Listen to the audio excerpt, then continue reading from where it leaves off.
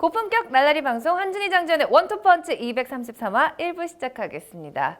참 축구의 세계라는 게 정말 냉정합니다. 그런데 그 냉정함을 우리도 이제 비껴갈 수가 없게 됐습니다. 원투펀치가 승부 예측을 시작했잖아요. 시작했죠. 네. 분석 빨리 들어가죠. 아니요. 일단 결과부터 짚고 넘어가야 될 것 같습니다. 자, 지난주 승률이 그렇게 좋지가 않습니다. 일단 저는 3개 다 틀렸고요. 두 분은 1승씩을 거두셨어요. 선방했습니다. 아니 그리고 신하영 씨가 더 잘했던 주도 있잖아요. 그렇죠. 그러니까 그렇죠. 다 세상이 돌고 네. 그럼요. 흥망성쇠. 네. 그렇기 때문에 원투펀치의 승부 예측은 계속될 전망입니다. 근데 진짜 해야 돼요 이거를? 제가 확인해 본 바로는 그걸 또 재밌게 여기시는 분들이 있더라고요. 어느 커뮤니티 뭐 회원이세요? 저는 모든 커뮤니티는 다 가입은 해놨습니다. 자, 일단 저희가 3경기를 예측을 했는데 그중에서도 마드리드 더비가 있었는데요. 결과는 장지현 위원님이 맞추셨습니다. 네, 레알 승을 보셨는데 실제로 정말 레알이 대승을 거뒀어요. 네. 자, 저희가 이 경기 알파신으로 준비를 했죠. 한현님이 준비하셨어요? 레알 마드리드는 올 시즌 가장 좋은 경기를 했고요. 호날두 선수가 올 시즌 통틀어 역시 가장 좋은 퍼포먼스, 뭐 평점 10점 줄 수 있는 퍼포먼스를 선보였습니다. 그리고 이 아틀레티코에 대해서 이제 최근 여러 가지 이야기들이 있는데 제가 봤을 때 아틀레티코의 가장 문제가 됐던 부위는 중앙 쪽, 중앙 부위. 그러니까 가비 선수라든가 코케 선수가 있었던 지역인데 최근에 아틀레티코를 잘 공략하는 팀들을 보면 일단 기민한 압박 싸움에서 중원에서 아틀레티코의 볼을 뺏어내고 또 여기에 이제 이날의 레알 마드리드처럼 탈압박에 능한, 그러니까 볼을 몰고 직접 상대 수비를 벗겨내면서 달릴 수 있는 이러한 유형의 선수들이 또 많이 배치가 돼 있으면 아틀레티코를 일단 중원에서부터 좀 괴멸을 시켜갈 수가 있다. 이것이 레알 마드리드가 이날 가장 잘 보여준 어떤 아틀레티코에 대한 승인이었던 것 같습니다. 네, 저희가 영상이 준비가 되어 있습니다. 함께 보도록 하죠. 자, 이날 이제 레알 마드리드의 일단 수비 포진을 보여줄 수 있는 대목인데요. 지금 이스코 선수가 있죠. 이날 레알 마드리드의 전체적인 포메이션은 4411. 네, 4411로 보면 될 것 같아요. 그러니까 이스코 선수가 수비 시에는 상당히 넓은 활동폭을 가져가 주면서 미드필드에 가세를 해주고 이제 호날두 선수는 그에 비해서는 좀 더 공격적인 롤을 맡기지만은 전체적으로는 이제 두 선수를 모두 스트라이커로 볼 수 있는 이러한 형태의 포진인데 어떤 의미에서는 아틀레티코 마드리드와 유사한 포진을 가져왔다. 그런데 이날 일단 레알 마드리드가 겉보기에는 조금 좋지 않아 보였습니다. 일단 라인업 자체는 왜 그러냐면 중앙 수비 쪽에 주전 선수들이 다 없었고요. 그렇죠. 그리고 이 중앙 미드필드 쪽에도 카세미르 선수와 크로스 선수가 없었어요. 그러니까 이날의 레알 마드리드는 이렇게 4명이 빠진 상황에서의 경기였기 때문에 일단 처음에 딱 라인업을 받아봤을 때는 많은 사람들은 이 정도 라인업이면 아틀레티코가 더 유리할 수 있겠다라는 생각을 했을 수 있는데 미드필드를 특히 구성하게 된 모드리치 선수, 코바시치 선수, 이스코 선수 아닙니까? 네. 이스코 선수가 이제 내려왔다고 쳤을 때는 이제 이스코 선수까지 미드필드로 본다면 이 3명의 선수들의 공통점은 말씀드렸듯이 모두가 볼을 몰고 달리면서 상대 선수를 제쳐낼 수 있는 뭔가 탈압박 그리고 기민함, 스피드, 드리블 능력 이러한 것들을 겸비한 선수들로서만 중원이 구성이 됐어요. 그런데 이것이 말씀드렸던 대로 아주 큰 효과를 봤던 경기가 됐습니다. 전체적인 레알 마드리드의 이날 포진은 그래서 두 줄 수비를 이제 이스코 선수와 더불어서 같이 하게 되는데요. 그런데 이 아틀레티코와 레알의 약간 다른 컨셉에 대해서 말씀을 드리자면 아틀레티코는 사실은 최근에 조금 더 공격적이 됐어요. 그러니까 이 문제를 이제 해외 평론가 일부는 최근에 아틀레티코를 보면 정체성에 좀 혼란을 겪고 있지 않나 이렇게 이제 평하는 사람들도 있거든요. 왜냐하면 예전보다는 본격적인 압박을 시작하는 선이 높아졌습니다. 그러니까 예전에는 상대를 좀 낮은 지역의 그물망에 끌어들여서 뭔가 좀 빠른 역습 이러한 어떤 작전이었다고 한다면 요즘의 아틀레티코는 오히려 도르트문트처럼 높은 지역에서부터 압박을 강인하게 붙어서 최대한 많은 골을 터뜨리려고 하는 그런 성향의 경기들이 꽤 있었거든요. 이 두 팀의 이날의 기본적인 포진을 보면 레알이 오히려 조금 더 신중했습니다. 그러니까 지금의 두 줄 수비에서도 잘 나타나지만 레알이 근년에 이르러 아틀레티코에게 많이 졌잖아요. 사실은 이제 그런 어떤 과거가 있다 보니까 오히려 지단 감독이 조금 더 신중한 포진, 특히 이제 베일 선수라든가 바스케스 선수도 수비에 상당히 열심히 이제 가세를 해주는 어떤 신중한 포진을 레알이 들고 나왔던 반면에 높은 지역에서부터 볼을 따내기 위해서 달려드는 그러한 동작들이 좀 많은데, 그러다 보니까는 아틀레티코가 예전에 갖췄던 수비 조직이 약간 허술해지게 됩니다. 뒷공간도 좀 많이 나는 편이고 수비가 순간적으로 좀 무질서해지는 그러한 순간들도 많은 것이 최근에 이제 아틀레티코의 모습인데요. 자, 레알의 두 줄 수비가 계속 흐트러지지 않으면서 아틀레티코의 패스 미스를 유발을 했고요. 지금도 보시면 이거 마치 아틀레티코 보는 것 같지 않습니까? 레알이 서 있는 모습이. 지금도 레알의 수비 조직이 흐트러지질 않아요.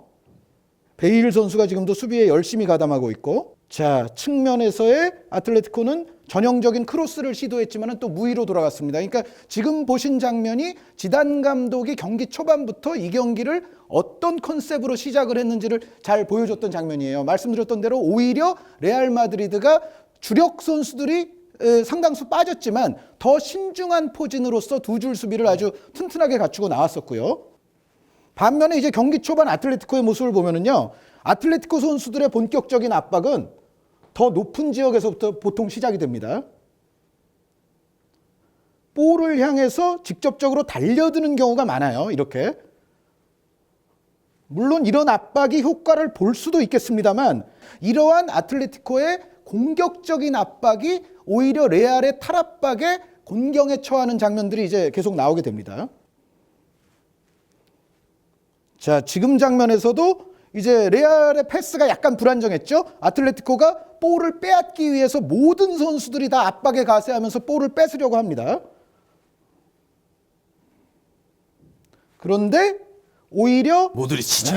장지현 위원께서 기대하셨다고 하는 크로아티아의 요한 크루이프인 바로 이 선수, 모드리치 선수가 이제 기민하게 달려 나오면서 이 볼을 끊어냈거든요. 근데 이 다음 장면에서 이제 또 보시게 되면은 여기서 이스코 선수의 이 재간 보세요. 호날두 선수가 평점 10점짜리 경기를 했다는 말씀을 드렸는데 10점을 2명 주고 싶어요. 이스코. 호날두 선수와 함께 더블 10점을 받을 수 있는 자격이 있었는데, 가비 선수의 체력 저하로 인한 중원에서의 아틀레티코의 좀 떨어진 기동력, 그리고 이날 또 한 가지 관심사가 이스코와 코케의 대결이었거든요. 스페인이 자랑하는 젊은 이제 미드필더들인데, 어떻게 보면 올 시즌 지금 이전까지는 이스코 선수가 사실 굉장한 어떤 유망주로서 각광을 받았음에도 레알에 입성한 이후에는 사실은 조금 묻혀 있었던 것도 사실이고 이적설이 나돌았던 기간도 있고, 그런데 이제 최근에는 이스코 선수가 출전 기회를 상당히 많이 이제 늘려가면서 이제 본 기량이 나오고 있고, 사실 이스코 선수가 좀 부진한 동안 코케 선수가 더 이제 스타덤에 올랐다고도 볼 수가 있는데, 이날 대결은 이스코와 코케의 대결에서 코케의 완패, 그렇죠. 이스코의 완승으로 끝났다. 그러니까 아까 가비 선수의 어떤 기동력 저하도 말씀을 드렸습니다만, 코케 선수 역시도 레알의 어떤 빠르고 기민한 미드필더들을 제대로 막아내지 못했을 뿐만 아니라 뭔가 중앙 쪽에서 창의성을 보여줘야 되는 장면에서는 이스코보다는 재주가 떨어진다라는 것이 이 경기를 통해서 어느 정도 또 간접 증명이 됐다고도 볼 수가 있어요. 그러니까 이스코 선수가 탈압박이라든가 어떤 플레이 메이킹이라든가 이런 데 있어서 코케 선수를 압도했던, 특히 중앙 부위에서 레알의 우세를 가져가는데 가장 공신이었던 이스코 선수였습니다. 이스코 선수의 아까 그 하나의 절묘한 플레이가 지금 골이 들어간 것으로 인정되지는 않았습니다만, 호날두 선수의 지금 아주 멋진 헤딩까지 연결이 됐거든요. 이럴 때 보면은 그 프리미어리그의 골라인 판독기가 좀 위대해 보이긴 합니다. 그렇죠. 네. 필요한 도구일 수 있죠. 축구에서. 레알 마드리드의 이날 경기의 승리는 제가 봤을 때는 전반전에 어느 정도 승세가 결정이 됐다. 그러니까 마치 바둑으로 치면 전반전에 벌써 한 포석 단계에서 한 10집 이상 차이가 나고 있는 것이 이날 경기에서의 어떤 전반전의 내용이었는데, 중원 부위에서의 우세와 열세가 그것을 결정했다는 생각입니다. 이스코 선수가 특히 이날의 위치는 거의 이제 프리롤처럼 움직이기는 했습니다만, 이제 이스코 선수의 플레이를 보면은 이날 좀 특색이 있었어요. 그러니까 상대의 코케라든가 가비 선수가 있는 중앙 지역보다는 약간 왼쪽 측면으로 나와서 상대의 마크를 일단 뿌리친 이후에 그 다음에 이제 볼을 잡아서 자신의 플레이를 중앙 쪽으로 들어가면서 전개하는 그런 장면들이 상당히 많았습니다. 이스코 선수가 영리하게 아틀레티코의 압박을 피하는 움직임을 잘 보여줬다는 생각이고요. 지금도 이스코가 코바시치에게 주고 코바시치가 이제 마르셀로에게 줬는데요. 이스코 선수가 이제 아까 이 정도의 위치에 있다가 달려 들어가고 있습니다. 이스코의 이날 플레이는 말씀드렸던 대로 왼쪽 측면에서 볼을 받아서 결국에는 중앙의 효율적인 공간에서 자기가 패스를 하든지 아니면 침투를 하든지 이러한 모습들이 굉장히 뛰어나게 드러났었는데요. 자, 지금도 터치가 또 좋으니까 여기서 이것을 코너킥을 얻어냈죠. 자, 이 다음 장면에서도 말씀드렸던 대로 레알이 조금 신중하게 두 줄 수비를 약간 낮은 지역에서 하는 시간들이 있었기 때문에 전체적으로 이날 또 레알에게 중요했던 것은 나바스 선수의 킥이었어요. 나바스 선수의 킥이 앞선의 동료들 숫자가 좀 적더라도 그쪽으로 이제 바로 연결이 되면서 레알이 좋은 찬스를 잡는 장면들이 있었는데요. 여기서도 베일 선수가 여기 있고 말씀드렸던 대로 이스코 선수가 오히려 상대의 압박을 피해서 지금 측면 공간 쪽에 와 있습니다. 베일이 떨어뜨린 볼을 잡고 들어와서 바로 스루 패스. 이것도 호날두 선수가 이제 골까지는 넣지 못했습니다만 굉장히 좋은 장면 중에 하나였죠. 반면에 아틀레티코 마드리드의 빌드업은 측면에만 지나치게 의존하는 단조로움에서 탈피를 못하는 전반전 흐름이 계속 이어졌습니다. 지금은 이제 레알 마드리드가 공격을 하고 아틀레티코가 약간 내려앉아서 수비를 하고 있는 장면인데 아틀레티코의 수비는 사실은 충분했습니다. 수비형 미드필더인 가비 선수까지 이 사이에 위치함으로써 전체적으로 아틀레티코가 위험한 상황이 초래될 것 같지 않았던 장면이거든요. 지금 여기에 있는 선수가 바스케스 선수인데요. 이날 또 바스케스 선수도 자신의 몫을 충분히 잘했어요. 그러니까 베일 선수가 조금 더 편한 왼발을 쓸 수 있는 왼쪽에 이제 위치를 하게 되고 오른쪽에 이날 바스케스 선수를 포진을 시킴으로써 어떻게 보면 이제 지단 감독이 또 현지에서도 이런 얘기들이 많이 나왔는데 지단이 마침내 BBC 파괴에 나섰다. 네. 그러니까 이날 벤제마 선수가 벤치에 있었거든요. 물론 이제 벤제마 선수가 빠진 이 포진, 베일 선수가 왼쪽으로 가고 바스케스라는 발빠른 역시 드리블러가 오른쪽에 포진하는 이 모습. 여기에 이제 바스케스 선수의 또 하나의 강점은 수비 가담 능력도 상당히 좋아요, 이 선수가. 그래서 항상 나올 때마다 그야말로 1인분 이상을 해줄 수가 있는 선수인데 지금 이 장면에서도 모드리치의 탈압박 그리고 바스케스의 역시 빠른 드리블 돌파. 이것이 연결이 되면서 레알 마드리드가 선취골을 얻어낼 수 있는 프리킥 장면을 만들게 됩니다. 그러니까 아틀레티코가 충분한 숫자를 가지고서 이제 수비를 펼치고 있었습니다만 레알의 드리블과 탈압박에 능하고 빠른 선수들이 얼마나 큰 몫을 차지했는지를 아주 단적으로 보여준 장면이에요. 자, 여기서 모드리치 선수가 제치고 들어가죠. 그리고 바스케스 선수에게 연결을 시키는데 여기서 가비 선수가 바스케스 선수의 드리블 스피드를 따라잡질 못해요. 근데 이 장면이 바로 호날두 선수의 프리킥 첫 골로 이어지는 장면이에요. 그러니까 전체적인 레알의 중원 우세, 아틀레티코의 중원 열세가 결국은 천금 같은 선제골로 이어졌다 이렇게 봐야 되겠죠. 이날 시메오네 감독의 두 가지 좀 악수가 있었어요. 전체적인 중원에서의 어떤 기동력이라든가 창의성이 아틀레티코가 아무래도 좀 떨어질 수밖에 없는데 그러면은 아틀레티코 입장에서 레알의 수비를 최대한 그래도 흔드는 방법은 사실은 가메이로라든가 가메이로가 아니면 키가 좀 작지만 차라리 코레아 같은 선수를 그리즈만과 더불어서 중앙 쪽에 배치를 시키면 그래도 최대한 아틀레티코가 빠르고 예측 불가능한 상황들을 얻어낼 수가 있었다는 생각인데 지금 토레스 선수가 물론 지난 시즌 후반기에는 그 예상 외로 골을 좀 잘 터뜨리면서 팀의 유익한 몫을 해내던 시간도 있었습니다만 사실 올 시즌에 지금 토레스 선수는 다시 정말 안 좋은 폼으로 돌아갔거든요. 그런데 시메오네 감독은 뭔가 이 토레스 선수에게 약간 그런 느낌이 있는 것 같아요. 제가 봤을 때는 토레스의 기용은 일단 완전히 패착이었다는 생각이고 그리고 또 한 가지는 이제 이 측면의 사울 선수입니다. 사울 선수가 이 90분 내내 사실은 공격적인 측면에서 거의 기여한 바가 없어요. 그러니까 어떻게 보면 이 토레스 선수와 사울 선수가 들어갔기 때문에 말씀드렸던 대로 아틀레티코가 올 시즌 공격력이 아주 좋을 때에 나오던 그러한 형태의 공격이 나오질 못했거든요. 그런데 시메오네 감독의 또 두 번째 패착은 뭐냐면 이 선수들을 너무 오래 놔뒀어요. 사울 선수는 끝까지 뛰었고요. 90분 다 뛰었고요. 토레스 선수가 62분까지 뛰었습니다. 근데 전체적인 그 밀렸던 내용을 고려한다면 중앙에서의 뭔가 예측 불허의 상황을 만들 수 있는 공격력을 더 강화를 시켰어야 되고 아틀레티코의 주요 창조성은 사실은 중앙 쪽에서 나온다기보다는 또 측면 쪽에 있거든요. 그렇게 보자면은 가이탄 같은 선수도 이날 결국은 뛰질 않았는데 측면 쪽에서도 사울 선수를 빨리 걷어들이고 뭔가 더 창의적인 카드를 거기서 내세웠어야 된다는 생각인데 결국 특히 전반전에 아틀레티코는 중앙 쪽에서는 뭔가 창의적인 상황을 기대하기가 어려웠어요. 그래서 아틀레티코가 그래도 자랑하는 측면 윙백들과 이제 윙어들에 의한 아주 단조로운 측면 공격으로만 일관을 했거든요. 그런데 지금 레알의 수비 움직이는 모습을 보십시오. 측면에서 아틀레티코 선수들을 최대한 불편하게 만들어 주고 있죠. 결국은 이제 볼을 뺏어내서 레알이 나올 때는 오히려 아틀레티코보다 훨씬 더 탈압박을 잘해서 나옵니다. 그래서 결국은 여기서 이제 코케 선수가 또 모드리치 선수에게 파울을 하고 말았는데요. 자, 측면 활용은 계속됩니다. 아틀레티코에. 자, 크로스 한번 실패. 자, 그리고 레알 선수들이 일사불란하게 지금 자기 수비 위치를 찾아가는 모습들을 보실 수가 있는데 이날 그러니까 수비적으로 레알이 준비도 잘 돼 있었고 상당히 선수들의 집중력이 좋았다. 그리고 이날은 정말 선수 전원의 어떤 수비 가담의 성실성 그러한 것들이 또 아주 빛났던 경기가 됐습니다.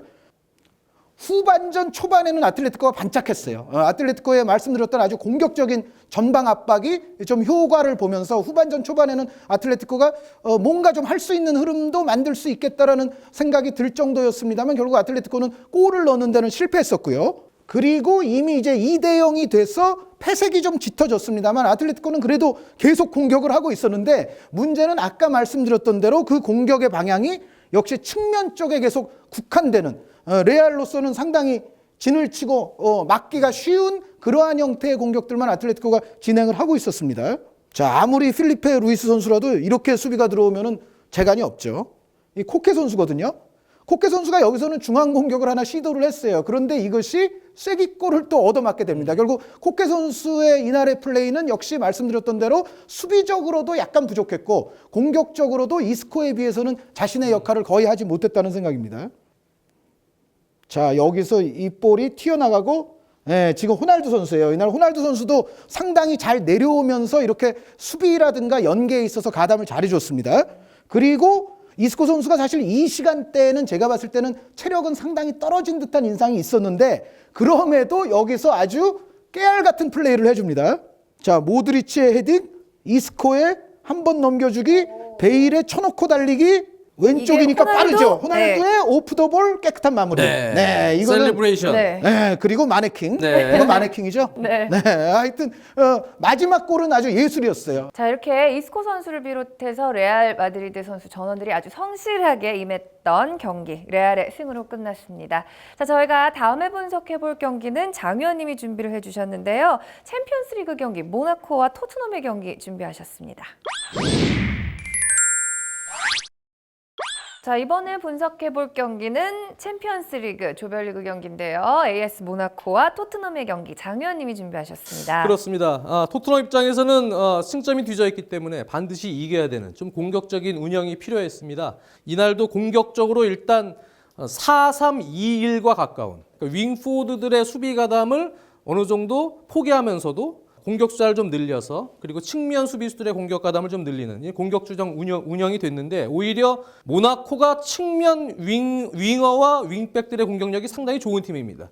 네, 그런 점으로 고려할 땐 서로 상성 관계에 있어서 토트넘이 전술적으로 나쁜 선택을 했다. 이렇게 결과적으로 봐도 무방하고요. 네, 보시다시피 토트넘은 이날 센터백 2명의 이제 수비형 미드필더인 완야마 선수가 빌드업 시에는 내려와서요.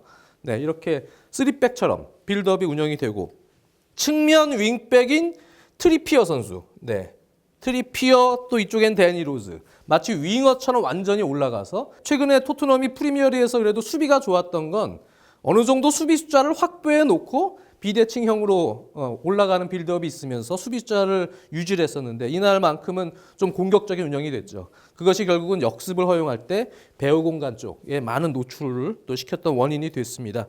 자, 빌드업은 일단 이렇게 3명이 진행이 되는데 지금 보시다시피 측면 수비수들이 상당히 전진해 있고요.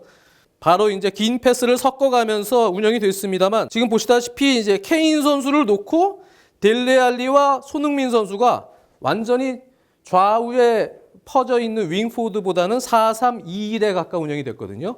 그래서 이쪽에서의 유기적인 스위칭을 통해서 중앙에서 좀 숫자를 확보를 하고 윙백들이 오히려 윙어 역할을 하는 측면 풀백들이요. 네, 그런 움직임을 가져갔습니다만 공격적으로 좋은 또 측면 전환이 많이 이루어지진 못했던 경기입니다. 반면에 이제 이 모나코 같은 경우는 최근에 측면 윙어들과 측면 수비수들의 공격력 또 그 윙어와 풀백 간의 어떤 유기적인 움직임이 매우 좋은 팀입니다. 특히 이제 왼쪽 윙어였던 르마 선수. 보통은 이제 사이드 윙어가 왼쪽에 많이 쳐져 있어서 이쪽 라인에서 보통 측면 수비수와 주고받는 움직임을 통해서 활로를 여는 경우가 많은데 모나코 같은 경우는 르마 선수가 중앙으로 많이 이동을 하고 그리고 이제 측면 수비수인 맨디 선수가 오버랩을 하거나 아니면 두 선수가 오히려 역할을 바꿔서 르마가 사이드로 크게 돌 때는 맨디가 가운데로 오는 그런 이제 움직임들이 꽤 많았거든요. 그것이 전체적으로 토트넘의 측면을 많이 흔드는 그런 또 이유가 됐습니다. 지금도 르마가 잡고 맨디의 오버랩, 네, 맨디의 이제 크로스까지 이어지고요. 이 찬스에서 이제 세컨볼이 됐습니다만 우당탕탕하는 사이에 중앙 미드필더 이제 파비뉴 선수가 치고 들어가다가 여기서 PK를 얻어냈죠. 물론 이제 이 PK를 요리스 키퍼가 아주 멋진 선방으로 일단 위기를 극복해내는 장면은 있었습니다. 네. 자, 지금 상황도 이제 오른쪽인데요. 이 지금 볼을 잡았던 선수는 엉덩이에 가려져 있습니다만 오른쪽 측면 수비수인 시디베 선수입니다. 네, 시디베 선수가 잘할 때 보면 정말 마이콘 선수처럼 상당히 파워풀한 체격 조건이 좋은 저돌적인 공격력을 또 자랑을 하는데요. 주고 들어가죠. 네, 그리고 오른쪽 윙어인 왼발잡이 실바 선수. 이 선수는 상당히 센스가 있고 터치가 좋은 선수입니다. 지금 원터치로 잘 연결해주면서 시디베 선수가 오히려 이 안쪽으로 들어가는 그런 공격 루트를 좀 잡았습니다. 여기서 제르망 선수까지 연결이 된 3자 루트가 실패가 됐습니다만 지금 보시다시피 르마 선수는 또 이쪽에 있지 않고 이 안으로 들어와서 그러니까 우리가 저번에 대표팀 얘기할 때도 몸통 수비가 움직였을 때 사이드 윙어들이 너무 반대쪽에 쳐져 있어서 볼에 관여를 못하는 그런 이제 상황도 있지 않았습니까? 근데 모나코 같은 경우는 항상 어느 정도 볼에 관여할 수 있는 위치까지 다시 중앙으로 윙어가 올라오고 측면 수비수들은 적절한 타이밍에 맨디 선수가 또 올라와서 여기서 이쪽 방향 전환이 잘 이루어지는 그런 공격 루트가 됐습니다. 자, 지금도 맨디 쪽으로 크게 방향 전환 패스가 됐고요. 맨디 선수가 이번엔 안으로 들어가죠. 네, 이렇게 안으로 들어갈 때는 또 이 르마 선수 왼쪽 윙어는 많이 또 측면에 빠져서 서로 간에 이제 역할 분담을 하는 그런 상황인데요. 윙백과 윙어가 같은 선에 있지 말라는 거거든요. 그렇습니다. 네. 그러니까 엇갈리게 있어라. 하나가 안쪽이면 하나가 터치라인 쪽, 하나가 또 터치라인 쪽이면 하나가 안쪽. 맞습니다. 네. 그러니까 결국은 모나코와 이날 토트넘의 차이는 누가 빠르게 방향 전환을 빨리 해서 공간을 창출하느냐, 특히 측면 쪽 공간을 만들어내느냐의 싸움이었는데요. 여기서 아예 맨디 선수가 제껴버리고 네, 이게 골이 되죠.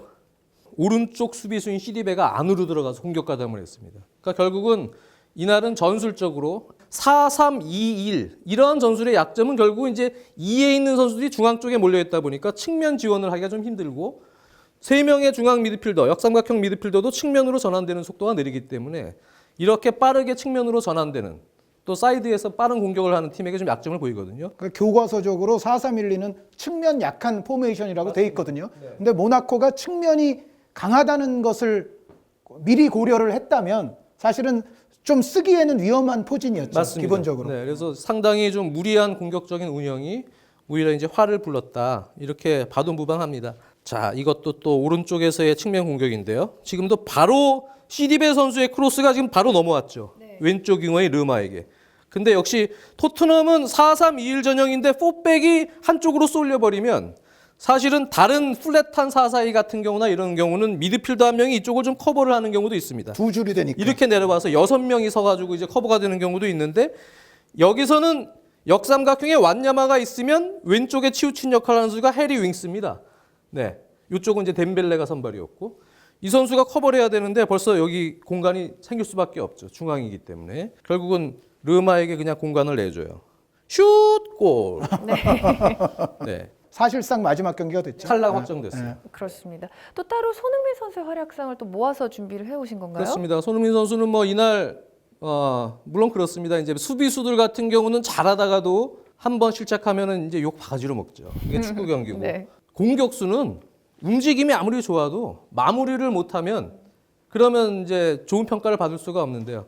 손흥민 선수는 특히 이제 사이드한 윙어 역할을 할 때, 특히 올 시즌에 왼쪽으로 많이 벌어져서 왼쪽에서 터치라인 플레이를 할 때는 좋은 움직임들을 많이 보였습니다만 4-3-2-1 중앙에서 같이 좀 스위칭 플레이를 하거나 투톱처럼도 운영이 될 때 만약에 손흥민 선수 역할을 할 때 과연 중앙 쪽에서 어떤 움직임을 보이냐가 중요한데요. 이날 그러한 시험 무대였습니다만 좋은 움직임을 보이지 못했어요. 사이드에 벌려져 있을 때보다는.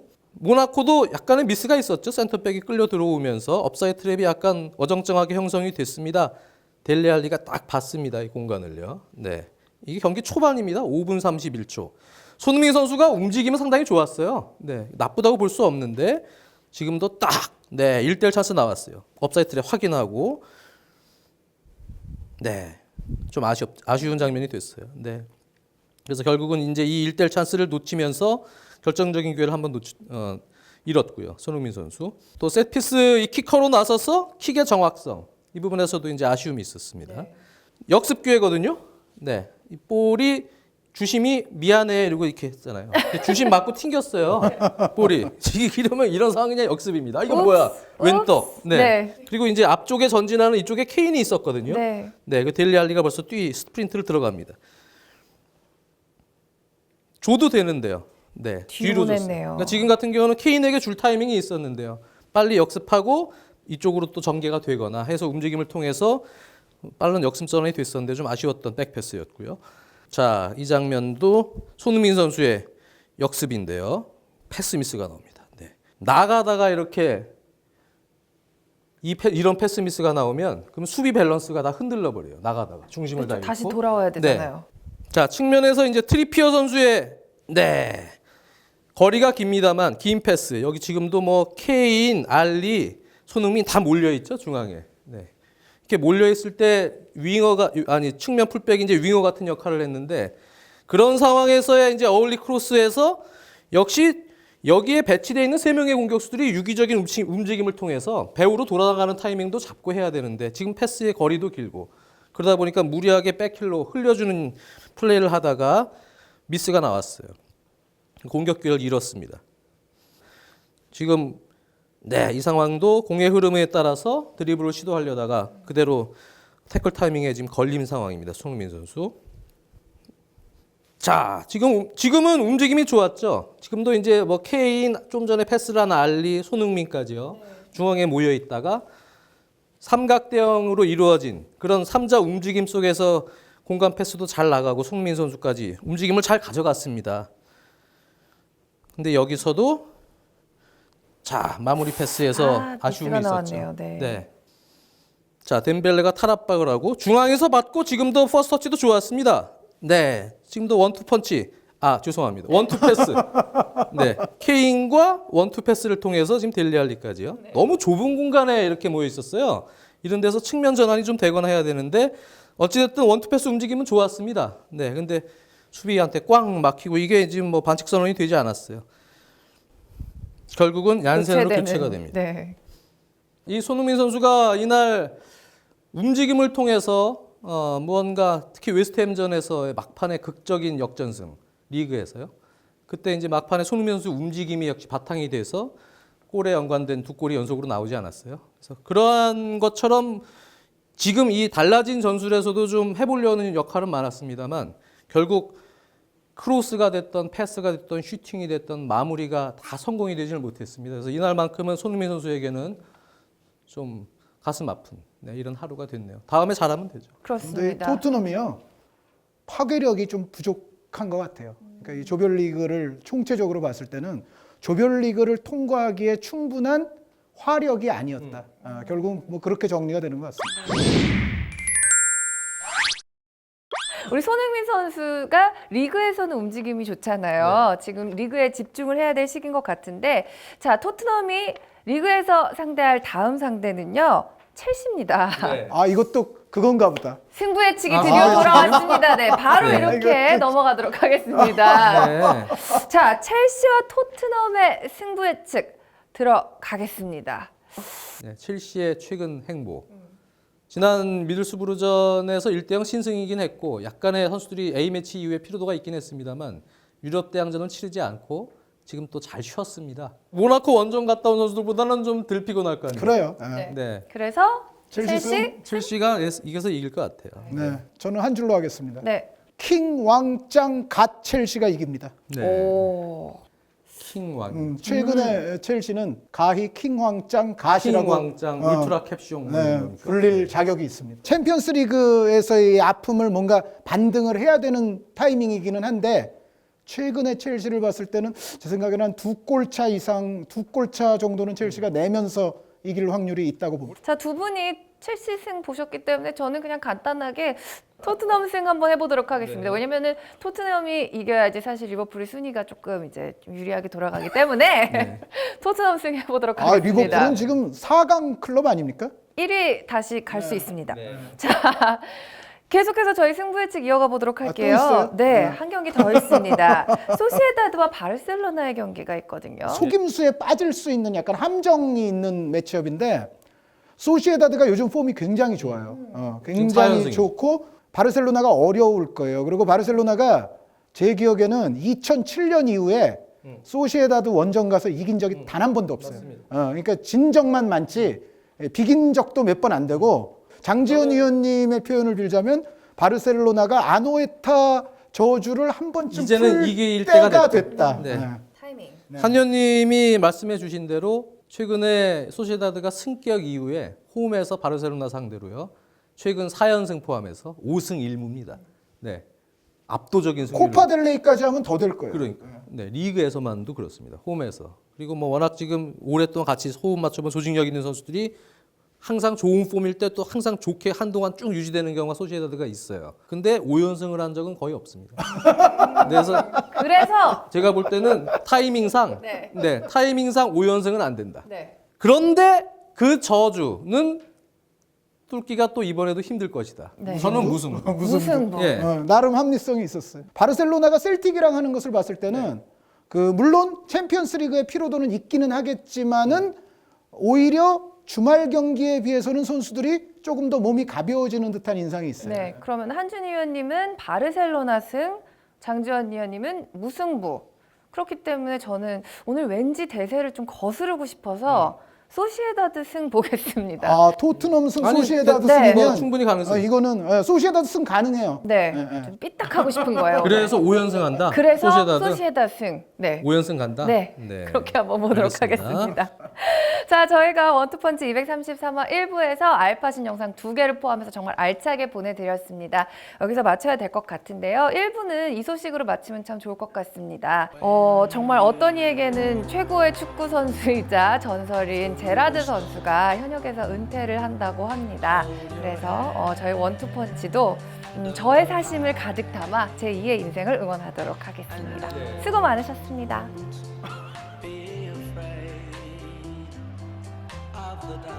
Gerrard. Oh, it's a wonderful run!